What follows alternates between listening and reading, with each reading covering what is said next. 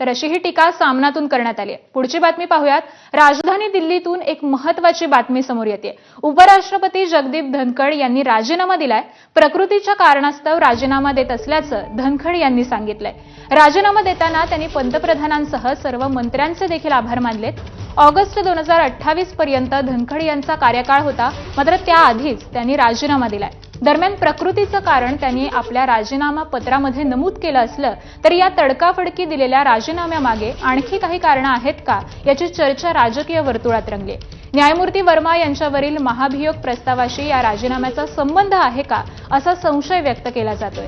विरोधी पक्षांचा महाभियोग प्रस्ताव उपराष्ट्रपतींनी स्वीकारल्यामुळे सरकारची नाराजी त्यांनी ओढवून घेतल्याची चर्चा दिल्लीत रंगली आहे। या प्रकरणात सरकारची नाराजी वाढल्यामुळेच त्यांनी राजीनामा दिल्याची कुजबूज देखील आता आहे।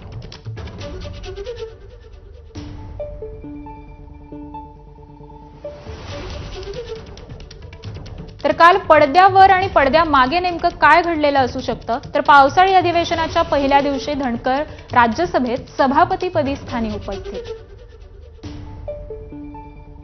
सदनाची कारवाई वारंवार स्थगित होत असल्यानं धनखड खुर्चीवरून उठले।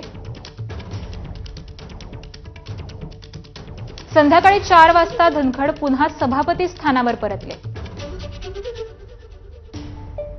न्यायमूर्ती वर्मा यांच्यावरील विरोधकांचा महाभियोग प्रस्ताव स्वीकारल्याचं जाहीर।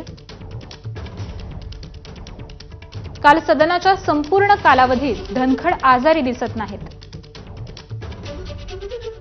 काल दिवसभर पंतप्रधानही संसद भवन परिसरात उपस्थित होते। संध्याकाळी पंतप्रधानांसह वरिष्ठ मंत्र्यांची एक बैठक झाली।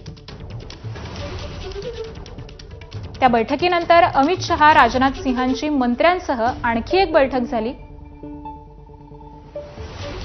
दोन्ही बैठका न्यायमूर्ती वर्मांच्या महाभियोग प्रस्तावाबाबत असल्याची चर्चा आहे। या दोन्ही बैठका धनखड यांच्या संदर्भात होत्या का असाही सवाल उपस्थित होतोय।